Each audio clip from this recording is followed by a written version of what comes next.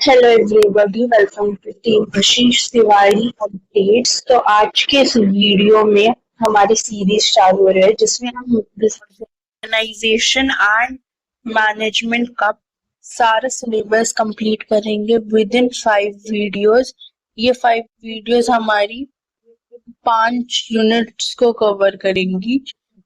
And अगर आप BCom programme कर रहे हैं या फिर बीकॉम ऑनर्स कर रहे हैं या फिर सिंपली अगर आपके सिलेबस में बिजनेस ऑर्गेनाइजेशन और मैनेजमेंट का टॉपिक आता है तो आप ये वीडियो देख सकते हैं। मेनली ये डीओ सोल के ऊपर बना है, डीओ सोल के मटेरियल से बना है। लेकिन अगर आप डीओ सोल से हैं या एनसी वेब से हैं या फिर आप कोई भी दूसरी यूनिवर्सिटी से है तो आप ये देख सकते हैं, इस पर आपका फाउंडेशन नहीं है। तो चलिए हम देखते हैं पहला इसके कंटेंट्स को। अगर हम देखें तो पहली यूनिट जो भी हम कवर करेंगे इस पर्टिकुलर वीडियो, इसमें लेसन 1 और लेसन 2 पढ़ेंगे जो कि है मैनेजमेंट और उसके ओवरव्यू के related, which is more like an introduction.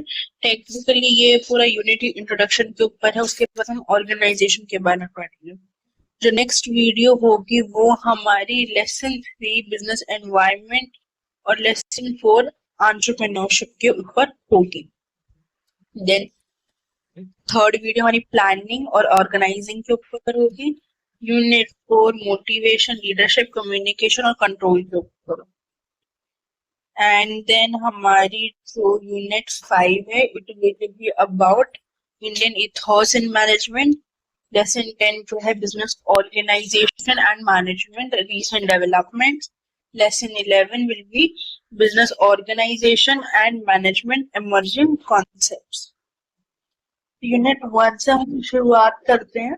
By the way, अगर आपको ये नोट्स चाहिए तो आप हमारे टेलीग्राम ग्रुप से आप ज्वाइन कर सकते हो। Unit 1 lesson management and overview. Management क्या है? मैनेजमेंट एक आर्ट और साइंस दोनों है of getting things done through others. Art क्यों है? क्योंकि हम ह्यूमन बींग्स हैं, हम human beings as a human resource हम अपने ऑर्गेनाइजेशन में उनको चलाते हैं। एंड हर एक इंसान का साइकोलॉजी अलग तरीके से वर्क करता है। उसके लिए हमारी क्रिएटिव थिंकिंग और जो भी हमारे साइंटिफिक मेथड्स है एक मैनेजमेंट के, हम इन दोनों को यूज करना होता है। It involves planning, organizing, staffing, directing, and controlling efforts to achieve specific goals in an effective and efficient manner. जब भी हम एक मैनेजमेंट की बात करते हैं वहां पर बहुत सारे लोग काम कर रहे होते हैं। मैनेजमेंट से मेरा मतलब एक बिजनेस एंटरप्राइज की जो मैनेजमेंट होती है उससे लेना देना नहीं है। हम एक एक एनजीओ का भी सोच सकते हैं, वो भी एक ऑर्गेनाइजेशन है। हम सोच सकते हैं स्कूल का, वो भी एक ऑर्गेनाइजेशन है। तो ये सब लोग में जो मैनेजमेंट काम करे वो एक कॉमन गोल की तरफ, एक स्पेसिफिक गोल की तरफ काम करते हैं और उनको ये चीज इफेक्टिव और एफिशिएंट मैनर में चाहिए होता है। एक होता है कि आप काम कर रहे हो लेकिन आपका कॉस्ट ज्यादा चुका, वो इफेक्टिव होगा। लेकिन एफिशिएंसी की जब हम बात करते हैं, हम आपका काम भी करना और उसको कम कॉस्ट में भी करना है। जब हम उसको कम कॉस्ट में करते हैं तो उसको हम एफिशिएंसी बोलेंगे। It applies to all types of organization, जैसे मैंने बोला बिजनेस ऑर्गेनाइजेशन, गवर्नमेंट हो सकता है, एजुकेशन भी हो सकता है। एवोल्यूशन हमारे बहुत सारी थ्योरीज आई थी, हमने 11th 12th में देखी थी। मेरे 12th में हमने क्लासिकल थ्योरीज, क्यों क्लासिकल थ्योरीज किसकी थी? वो एफ.डब्ल्यू. टेलर और हेनरी फ्योर्ड की थी। जब हम साइंटिफिक मैनेजमेंट की बात करते हैं तो हम वहां पर एफ.डब्ल्यू. टेलर की बात करते हैं। एफ.डब्ल्यू. टेलर क्या बोलता था कि हम वर्क को स्टैंडर्डाइज करेंगे, कि एक बेंचमार्क हम सेट कर देंगे कि ये वर्क इस स्टैंडर्डाइज तरीके से होना चाहिए, टाइम स्टडीज होनी चाहिए और परफॉर्मेंस बेस्ड पे होना चाहिए। यानी कि अगर हमने स्टैंडर्डाइज कर दिया वर्क, टाइम स्टडी होनी चाहिए कि हाँ भाई इस काम को करने में कितना टाइम लग रहा है, ये आइडियल लिमिट है इस काम को करने की। एंड इसके बाद जो एक सबऑर्डिनेट एम्प्लॉय है उसको कितना टाइम रेस्ट के लिए चाहिए, इन सब चीजों की स्टडी होनी चाहिए, और उस इन स्टैंडर्डाइजेशन और या टाइम स्टडीज के बेसिस पे किस तरीके से उस एम्प्लॉय या एक सबॉर्डिनेट ने काम किया, उस बेसिस में उसको एक स्टैंडर्डाइज पे मिलना चाहिए।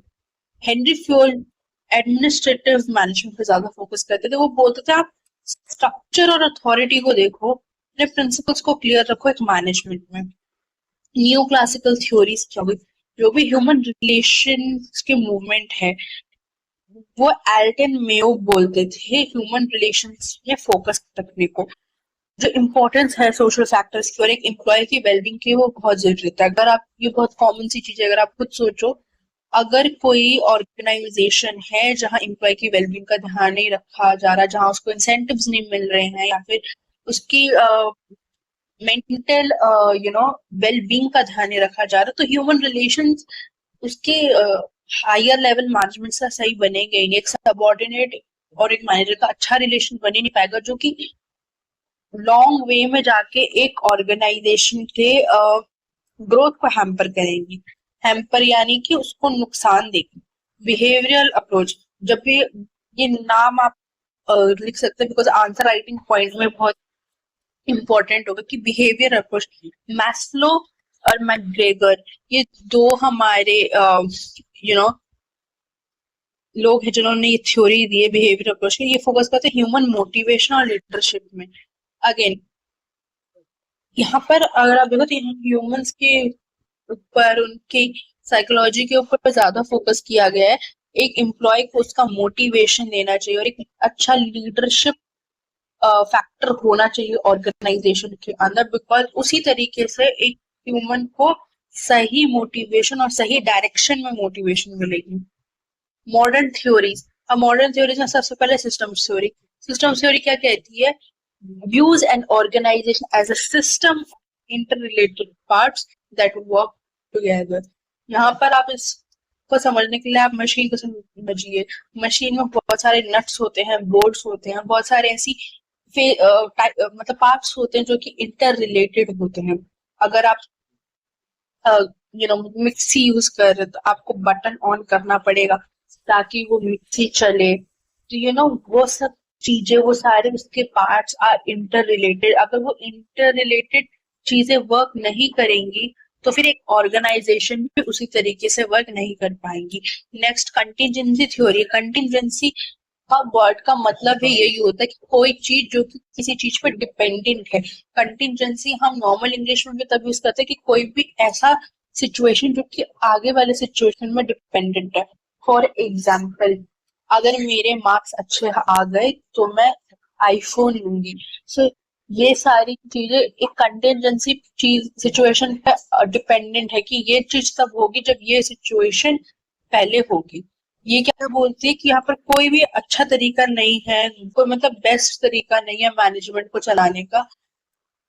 डिसीजन जो है डिपेंड होते हैं स्पेसिफिक कंडीशन के ऊपर।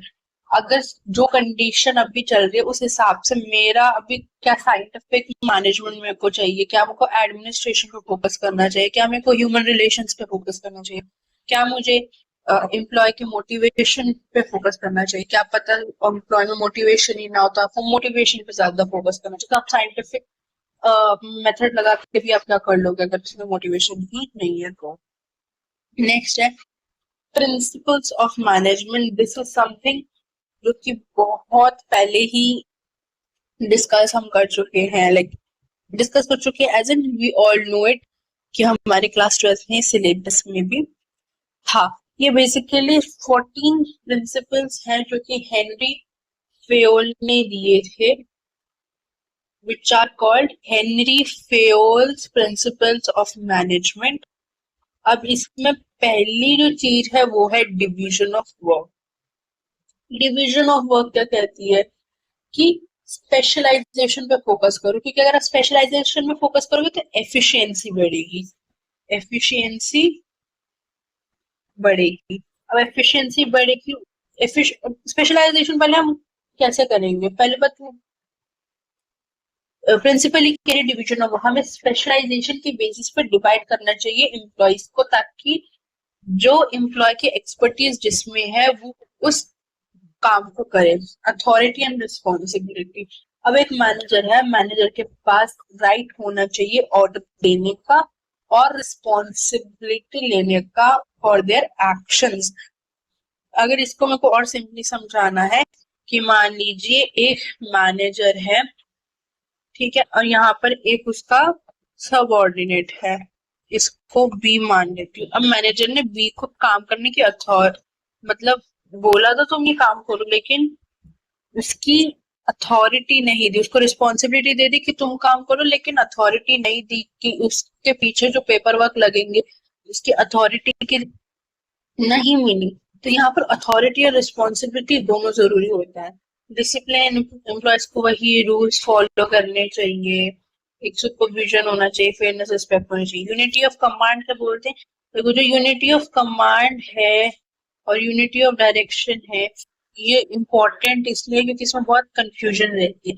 यूनिटी ऑफ कमांड क्या कहते हैं कि हर एक एम्प्लॉय को ऑर्डर्स मिलने चाहिए एक सुपरवाइजर से, ताकि कोई कंफ्यूजन ना हो। यूनिटी ऑफ डायरेक्शन क्या कहती है कि जितनी भी एक्टिविटीज है जिसका ऑब्जेक्टिव सेम है वो एक मैनेजर के अंदर काम करनी चाहिए। जैसे कि बहुत सारे हमारे ऑर्गेनाइजेशन में डिपार्टमेंट्स होते हैं, ये फाइनेंस डिपार्टमेंट हो गया, ये एचआर डिपार्टमेंट हो गया, ये मान लीजिए आईटी डिपार्टमेंट हो गया। तो ये इन सब के अंदर का एक ही मैनेजर होना चाहिए और इन सब का एक ही प्लान होना चाहिए। फिर है हमारा सबऑर्डिनेशन ऑफ इंडिविजुअल इंटरेस्ट। ये क्या कहता है कि एक ऑर्गेनाइजेशन का इंटरेस्ट जो है वो पहले आना चाहिए। ये नहीं कि इनका इंटरेस्ट पार्टी करने का तो हो जाए, मतलब ये कि इन सब का एक ही कॉमन गोल होना चाहिए, इसका एक ही कॉमन गोल होना चाहिए। रेनुमरेशन, रेनुमरेशन क्या होता है कि फेयर पे मिलना चाहिए उसके एम्प्लॉय को। और वो जो फेयर पे है ये नहीं कि एम्प्लॉय के लिए सिर्फ फेयर हो, ऑर्गेनाइजेशन के लिए भी फेयर हो कि हाँ वो इतना रेनुमरेशन अपने एम्प्लॉय को दे सकता है कि नहीं दे सकता। सेंट्रलाइजेशन, यहाँ तो सिर्फ सेंट्रलाइजेशन की बात है, लेकिन अगर आप बाकी जगह बात डिस्कशन करें तो यहाँ पर डिसेंट्रलाइजेशन की भी सेंट्रलाइजेशन की भी बात हुई है। सेंट्रलाइजेशन क्या होता है कि हमारा जो एक ऑर्गेनाइजेशन है, ऑर्गेनाइजेशन में एक चेन होती है जिसको हम स्केलर चेन अगले पॉइंट में भी कवर करेंगे। अब ये जो स्केलर चेन होती है वो क्या बोलते हैं कि एक मैनेजर है, मैनेजर के नीचे सबऑर्डिनेट होगा, सबऑर्डिनेट के आगे बाकी लोग होंगे, तो ये सब स्केलर चेन वो बोलते हैं। लेकिन सेंट्रलाइजेशन का बोलता है कि अगर पावर सिर्फ टॉप मैनेजमेंट के हाथ में रहेगी तो हमको सेंट्रलाइजेशन कहेंगे, यानी पावर सिर्फ सिलेक्टेड लोगों के हाथ में है। लेकिन जब हम ये पावर को बाकी लोगों को ट्रांसफर करते हैं उसको हम डिसेंट्रलाइजेशन बोलते हैं। स्केलर चेन यानी एक क्लियर अथॉरिटी की लाइन होनी चाहिए टॉप से बॉटम के बीच में, ठीक है। ये इसमें है ऑर्डर क्या है, पीपल है और जो उनके यानी लोग और जो मटेरियल्स हैं वो राइट प्लेस और राइट टाइम पे होने चाहिए। इक्विटी, इक्विटी तो हम इक्वालिटी से एसोसिएट कर सकते हैं, दोनों are kind of synonymous. Managers treat employees with kindness and justice. Stability of tenure, यानी कि एक बंदा अगर एक पोजीशन में एम्प्लॉयड है तो उसको एक स्पेसिफिक टेन्योर के लिए ये वहां रखना चाहिए। इनिशिएटिव, इनिशिएटिव में क्या बोलता है कि एम्प्लॉयज को एनकरेज करना चाहिए to take initiative and contribute ideas. Esprit de corps, team spirit और यूनिटी होनी चाहिए एम्प्लॉयज के बीच में ताकि वो स्ट्रेंथ और हार्मनी ला सके। तो ये थे हमारे 14 प्रिंसिपल्स ऑफ मैनेजमेंट। अब हम आगे जाते हैं, ठीक है। अब हमें पढ़ना है management as a science, as an art, as a profession, as a process and as a social process.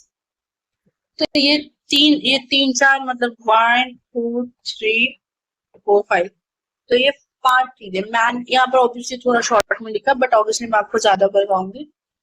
Management as a science क्या हुई, जब हम साइंस की बात करते हैं तो हमारे कुछ basic set of well defined principles रहते हैं, जैसे हेनरी फ्योल का हमने ऊपर देखा, तो उसके कुछ प्रिंसिपल्स रहते हैं, राइट? प्रिंसिपल्स, ठीक है। तो ये जो प्रिंसिपल्स है वो साइंस के प्रिंसिपल, तो हेनरी फ्योल का हमने देखा, हेनरी फ्योल का कुछ प्रिंसिपल्स है, तो हम ये कह सकते हैं कि हम, यस, जो हमारी मैनेजमेंट है वो साइंस से रिलेटेड है, based on causal effect relationship. Causal effect relationship का मतलब क्या होता है? जैसे फॉर एग्जांपल अगर मैं इकोनॉमिक्स के टर्म में बोलूं, अगर प्राइस बढ़ेगी तो डिमांड, देखो मतलब अगर किसी प्राइस ऑफ एक्स, इसको अगर प्राइस ऑफ एक्स बढ़ रही है तो डिमांड ऑफ एक्स कम होगी, मतलब कॉज एंड इफेक्ट रिलेशनशिप हुआ ये। अब ये हम मैनेजमेंट में कैसे देखते हैं? अगर मोटिवेशन है तो मतलब परफॉर्मेंस एम्प्लॉय की बढ़ेगी, ठीक है। Users observation data analysis and testing, हमें पता, हम एमएस एक्सेल यूज कर सकते हैं, बहुत सारा डेटा हम यूज कर सकते हैं। For example even with in the finance team बहुत सारी चीजों में ये ऑब्जर्व होता है। इसकी एक लिमिटेशन क्या है कि नेचुरल साइंस क्या बोलती है, ये they are not always 100% predictable. ये हम, अगर आप बाकी उसको प्रेफर करेंगे वो भी यही बोलेगी कि साइंस मैनेजमेंट तो है, लेकिन ये 100% साइंस इसलिए नहीं क्योंकि ह्यूमंस को 100% प्रिडिक्ट करना इजी नहीं है, क्योंकि हर एक ह्यूमन की साइकोलॉजी बहुत अलग तरीके से वर्क करती है।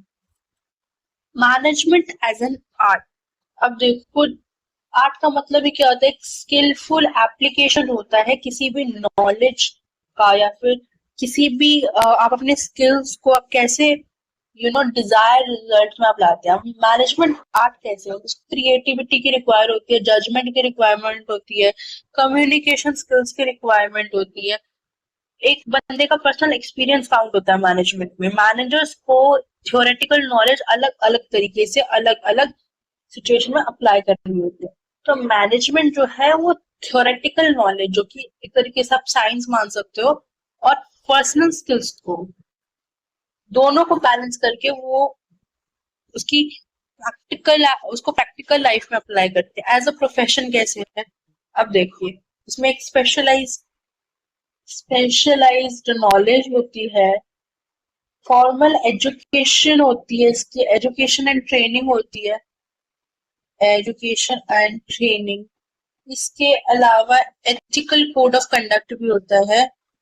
ये शायद पता ना हो पर मैनेजर्स का भी एक यू नो एक बॉडी होती है, जस्ट लाइक सीए की आईसी, जैसे सीए की आईसीएआई होती है, सीएस की आईसीएसआई होती है, आई थिंक सीएमए की आईसी, आई थिंक कुछ तो ऐसे होती है आईसीएमआई। फिर लाइसेंस, इनका रजिस्ट्रेशन और लाइसेंसिंग भी होता है। एक प्रोफेशन, अभी प्रोफेशन कैसे है इनके पास? बिजनेस स्कूल्स में जैसे आईआईएम्स हो गए, एआईएमए हो गए, कि प्रोफेशनल बॉडी रहती है, बी स्कूल्स होते हैं जो इनको सिखाते हैं, and it lacks strict entry. इनकी एंट्री के लिए आपको पहले कैट, जीमैट जैसे एग्जाम्स को क्लियर करना होता है। मैनेजमेंट एक प्रोसेस कैसे है? प्रोसेस का मतलब क्या होता है? कोई भी सीरीज वाली चीजें जो कि इंटर रिलेटेड होती है, ठीक है। और सोशल प्रोसेस कैसे है? ये सोशल प्रोसेस इसलिए है क्योंकि मैनेजर्स को एम्प्लॉयज के साथ डील करना होता है, टीम्स के साथ डील करना होता है, कंज्यूमर्स के साथ डील करना होता है, कस्टमर्स के साथ डील करना होता है, सोसाइटी के साथ डील करना होता है। तो एक ह्यूमन अंडरस्टैंडिंग बहुत इम्पोर्टेंट होती है। अगर मैं आपको आगे बताऊं तो, अगर आगे एक पॉइंट है, अच्छा नहीं वो यहाँ पॉइंट नहीं है, पर मैं आपको इधर ही बता देती हूँ, मैं यहाँ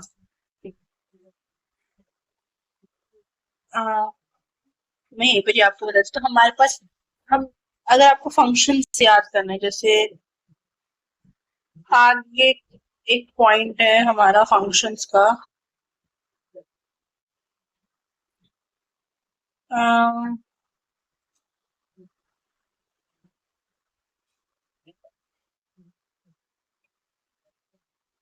प्लानिंग चाहिए, प्लानिंग और प्लानिंग, ऑर्गेनाइजिंग, कमांडिंग, स्टाफिंग की चीज हो गया, कोऑर्डिनेटिंग एंड कंट्रोलिंग। देखिए, ऑब्वियसली मेन टर्मिनोलॉजीज हमारी यही है, लेकिन एक मॉडल होता है हमारा जिसको हम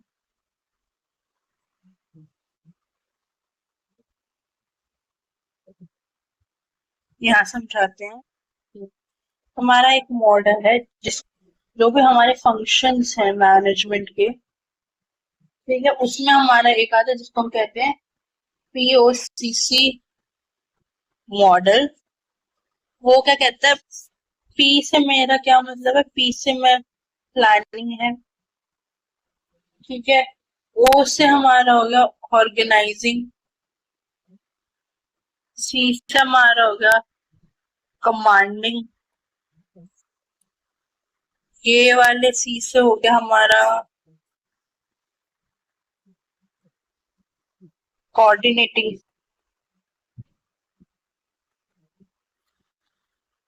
और ये वाले सी से हमारा हो गया कंट्रोलिंग। ठीक है, अब इसमें से जो प्लानिंग है, प्लानिंग क्या बोलती है कि हमें ऑब्जेक्टिव सेट करने चाहिए और उनको डिसाइड करना चाहिए कि कैसे अचीव करा जाए। ऑर्गेनाइजिंग क्या बोलता है कि हमें रिसोर्सेज को अरेंज करने चाहिए सही तरीके से। कमांडिंग क्या बोलते हैं, कमांडिंग बोलते हैं कि हमें लोगों को डायरेक्ट करना चाहिए, कि मतलब लीडिंग, इसको हम अगर एसोसिएट करना चाहिए तो हम लीडिंग से एसोसिएट कर सकते हैं, ठीक है।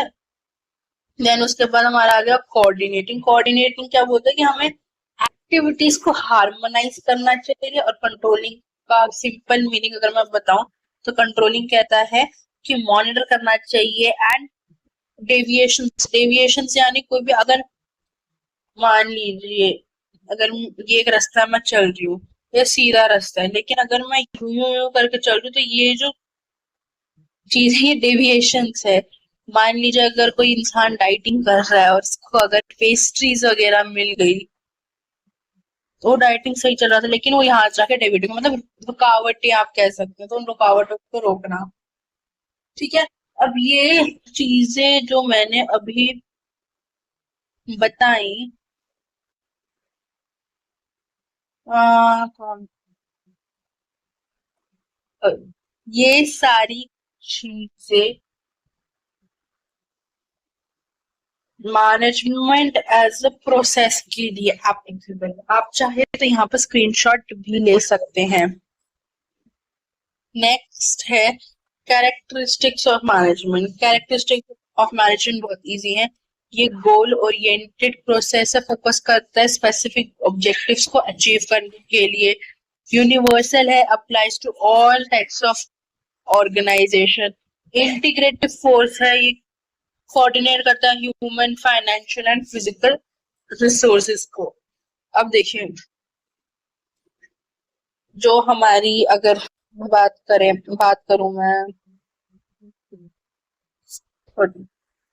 जो हमारी HR डिपार्टमेंट है, या फिर अगर आपने सुना हो, उसमें पेरोल प्रोफेशनल्स होते हैं, पेरोल्स, ठीक है। अब वो क्या होता है, दे मेक दिस लिस्ट, उसको हम, कि अगर किसी ने ओवर टाइम वर्क किया है तो वो फिर वो फाइनेंस टीम में CAs के पास जाएगी, फिर उस हिसाब से CAs की टीम हो गई, जो भी फाइनेंस की टीम हो गई उनके पास जाएगी, फिर वो उसको प्रिपेयर करेंगे कि इसने इतना ओवर टाइम किया तो उसको इतना पैसा मिलेगा, यू नो तो ये चीजें होती हैं कि मतलब आपने देखा कि फाइनेंस और HR वाले कैसे कोऑर्डिनेट करते हैं। ग्रुप एक्टिविटी, ये इन्वॉल्व करता है वर्किंग विद थ्रू पीपल। आप ऑब्वियसली अगर आप एक फाइनेंस टीम में काम कर रहे हैं तो बहुत सारे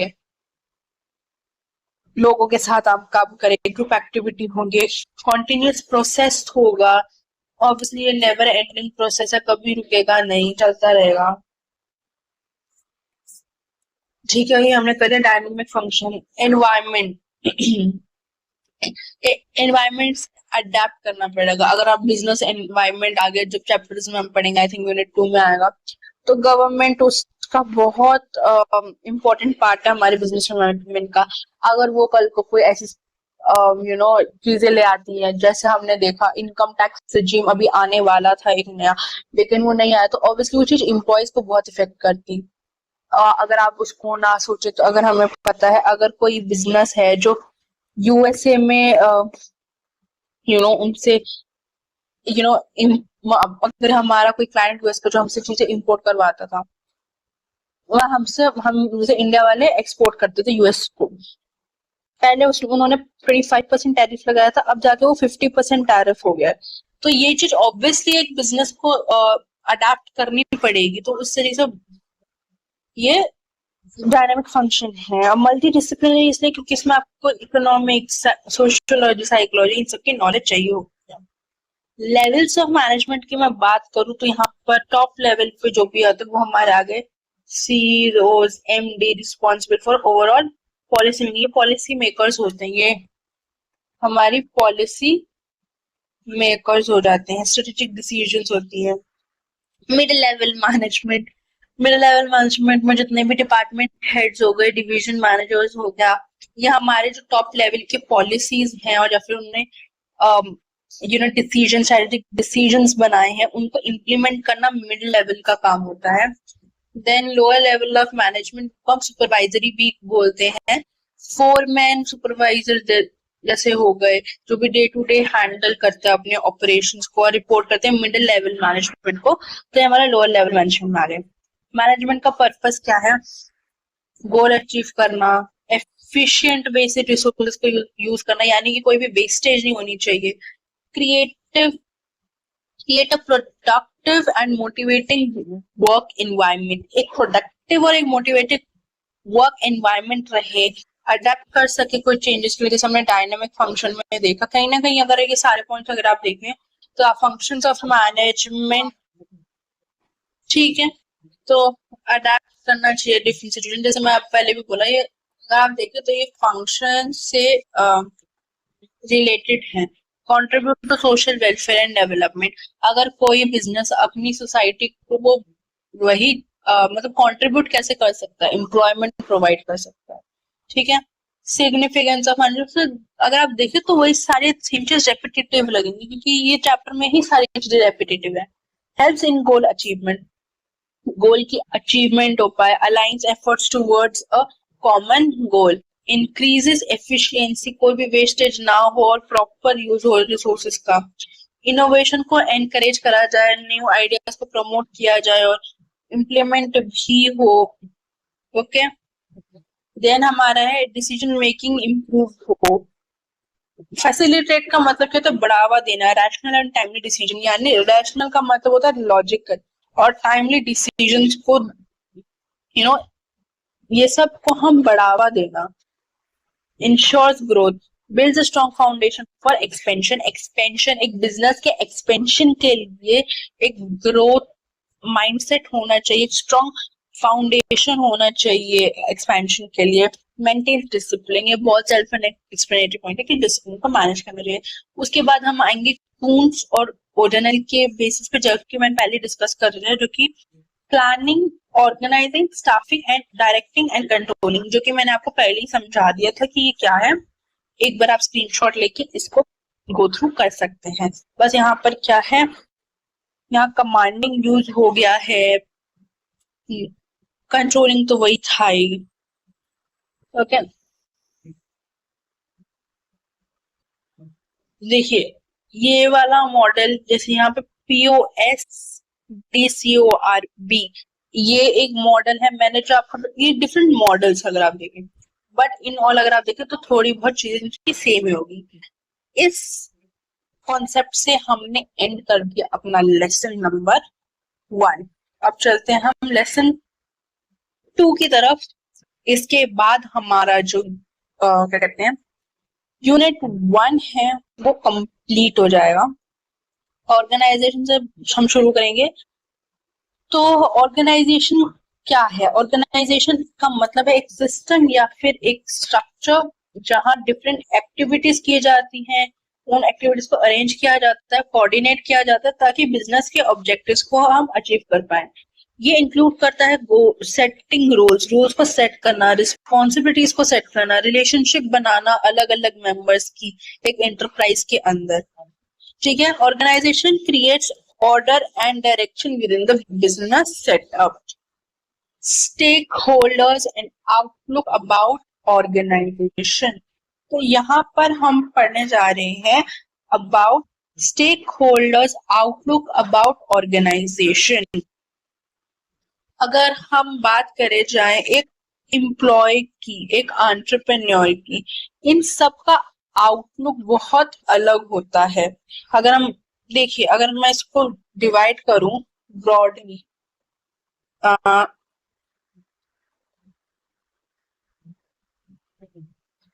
ओके, अगर एक मैं बात करूं, जब भी मैं स्टेक होल्डर्स की बात कर रही हूँ तो ये दो दो पार्ट्स में डिवाइडेड है। एक तो ये इंटरनल हो सकते हैं या तो ये एक्सटर्नल हो सकते हैं। ठीक है, अगर ये इंटरनल है, इंटरनल स्टेक होल्डर, इंटरनल में हमारे कौन कौन से आ जाएंगे? ओके, इंटरनल में हमारे आ जाएंगे ओनर्स,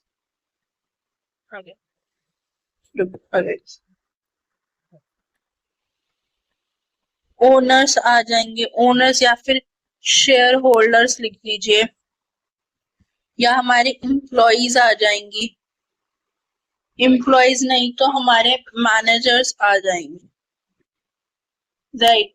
एक्सटर्नल में हमारे कस्टमर्स आ जाएंगे, कस्टमर्स नहीं तो हमारे सप्लायर्स आ जाएंगे, सप्लायर्स के बाद हमारे बैंक्स आ गए या फिर हमारे जो भी क्रेडिटर्स हैं जिनसे हमने उधार लिया है वो आ जाएंगे, हमारी गवर्नमेंट, जैसे मैंने आपको पहले बताया, गवर्नमेंट आ जाएगी, सोसाइटी आएगी। ठीक है, फिर हमारे कंपेटिटर्स भी होंगे। तो ये सारी चीजें जो हैं हमारे स्टेक होल्डर्स का पार्ट रहेंगी। अगर मैं बात करूं एम्प्लॉइज की, नहीं, ओनर से शुरू करते हैं, शेयर होल्डर से शुरू करते हैं।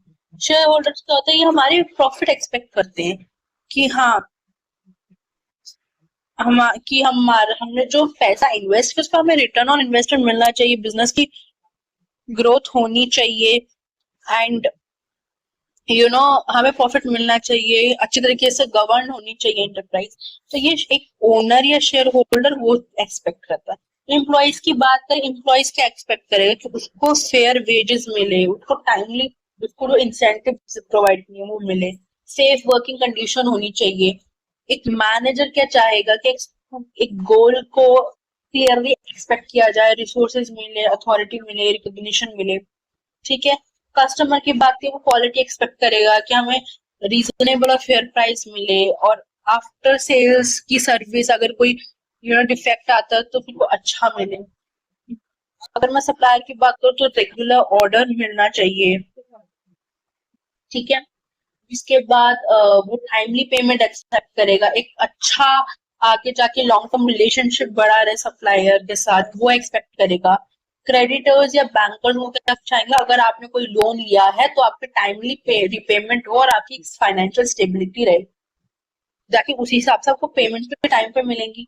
गवर्नमेंट क्या चाहेगी कि जो कंप्लायंस है लॉ के साथ, पेमेंट है टैक्सेस की, और जो कंट्रीब्यूशन हो एक बिजनेस का इकोनॉमिक ग्रोथ के साथ, ये सारी सारी कई 3 चीजें तो कम से कम होनी चाहिए। कम्युनिटी क्या बोल रही थी कि एनवायरनमेंट की प्रोटेक्शन हो, एम्प्लॉयमेंट की अपॉर्चुनिटीज मिले। कॉम्पिटिटर्स क्या चाहेंगे? फेयर कंपटीशन हो, एथिकल बिजनेस प्रैक्टिसेस हो, अनएथिकल चीजें कुछ भी ना हो। ठीक है, अब ये सारी चीजें मैटर क्यों करती है? एक, ताकि भी स्टेक होल्डर का आउटलुक समझे, एक बिल्ड करे रेपुटेशन और ट्रस्ट को, इम्प्रूव की जाए लॉन्ग टर्म सस्टेनेबिलिटी और ग्रोथ। ये सब इसमें कवर हो गया। अब आते हैं स्कोप ऑफ ऑर्गेनाइजेशन। ऑर्गेनाइजेशन की क्या स्कोप है? ऑर्गेनाइजेशन में बहुत सारे एलिमेंट्स इन्वॉल्व होते हैं, जो कि साइकोलॉजी की, सोशियोलॉजी की, इकोनॉमिक्स की, टेक्नोलॉजी की, एंथ्रोपोलॉजी की। ये फोकस करता है लोगों पर और वो कैसे एक सिस्टम के अंदर बिहेव करते हैं। जो रोल्स होते हैं वो काफी स्ट्रक्चर्ड होते हैं और गोल्स आर परस्यूड कलेक्टिवली। ये सारे गोल्स कलेक्टिवली बहुत सारे लोग परस्यू करते हैं। जो स्कोप है ये इंक्लूड करता है एक हायरार्की को डिजाइन करना, कम्युनिकेशन के फ्लो को रखना, control system and decision making authority. Forms of organization. अब ऑर्गेनाइजेशन की क्या फॉर्म्स होती है? डिफरेंट डिफरेंट ऑर्गेनाइजेशन की फॉर्म्स होती है। पहले ये हम बिजनेस लॉ में भी देखेंगे कि कैसे ये डिफरेंट होते हैं, ठीक है। तो सोल प्रोप्राइटर्स हो गए। सोल प्रोप्राइटर्स हमारे जो होते हैं वो सिंगल ओनर्स होते हैं बिजनेस के। उनके पास एक लाइबिलिटी क्या होती है कि इनको सेपरेट लीगल एंटिटी नहीं इनको दिया जाता आइडेंटिटी, सेपरेट लीगल एंटिटी की। इसका मतलब क्या होता है? अगर उनकी फर्म डेब्ट में है तो इसका मतलब जो सोल प्रोप्राइटर है वो भी डेब्ट में होगा। उसके बाद पार्टनरशिप आती है, जब दो या दो से ज्यादा लोग for the purpose of earning profit earn करने के लिए एक एंटरप्राइज बनाते हैं और विद एक profit sharing ratio, PSR, profit sharing ratio, जो कि उनका जो पार्टनरशिप डीड होती है, जो कि वर्बल भी हो सकते हैं, नॉन वर्बल भी हो सकते हैं, एज एन रिटन फॉर्म में भी हो सकती है।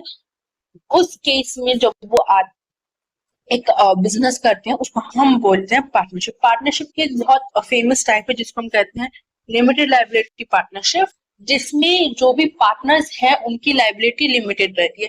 अभी जो लिमिटेशन रहेगी वो कैसे रहेगी? तो वो लिमिटेड बाय गारंटी होगी। सॉरी, ये हमारे कंपनी में है, सॉरी। तो पार्टनरशिप में लिमिटेड लायबिलिटी रहती है। सॉरी, वो पॉइंट पार्टनरशिप का था, कंपनी का था। A company is a separate legal entity from its owners and is regulated by company law. Company law 2013 से ये रेगुलेट किया जाता है। 1956 का प्रीवियस लॉ भी था। अगर आप कंपनी की डेफिनेशन देखेंगे एज पर द लॉ, अगर देखें तो वो कोई भी company is a company which is incorporated under this law और एनी अदर प्रीवियस लॉ। इसका मतलब ये है कंपनी लॉ 1956 के जितने भी प्रोविजंस हैं, जितने भी सेक्शंस है, वो भी एप्लीकेबल है। बट जो नया है, जो भी नया लॉ है 2013 का, उसकी ज्यादा मान्यता रहती है, ठीक है। Business format. बिजनेस ऑपरेट किया जाता है फॉर्मेट्स में, ठीक है। ट्रेडिशनल बिजनेस कैसे ऑपरेट होते हैं? वो फिजिकल स्टोर से ऑपरेट किए जाते हैं, लेकिन आजकल ऑनलाइन बिजनेसेस भी होते हैं, जैसे Amazon से हो गया, Amazon लाइक Amazon हो गया, OLX हो, यहाँ पर हमें सेकेंड हैंड प्रोडक्ट्स मिलते हैं। तो ये सारी चीजें बहुत होती है। इनफैक्ट अगर आप बेकरीज को देखें, वो सिर्फ फिजिकल फॉर्मेट में नहीं, वो ऑनलाइन फॉर्मेट में भी काम करती है, जैसे F&P हो गया ना, there are many other bakeries as well. Difference between brick and mortar, brick and click organizations. यहाँ पर हम brick and mortar, brick and click organization से, जो यहाँ पर click है इसको हम कैसे याद करेंगे? मतलब ये जस्ट चीज है कि आप कैसे इस चीज को याद कर सकते हैं।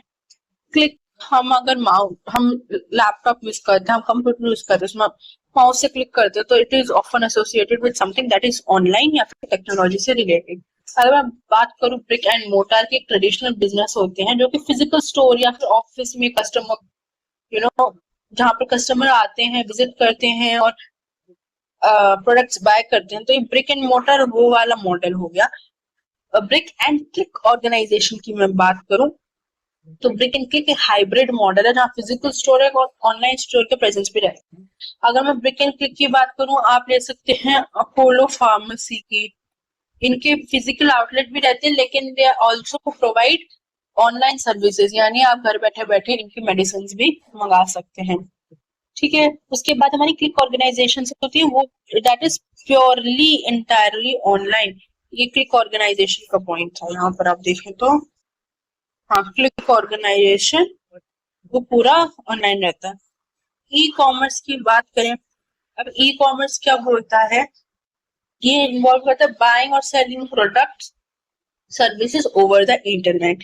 ये अलाउ करता है बिजनेस को रीच करना कस्टमर्स को ग्लोबली लोअर कॉस्ट के साथ और अच्छी कन्वीनियंस के साथ। अब इसके साथ बहुत सारे मॉडल होते हैं, B2C बिजनेस टू कंज्यूमर, जो जैसे बहुत सारे मॉडल्स है, जैसे B2C, B2B, C2C and C2B।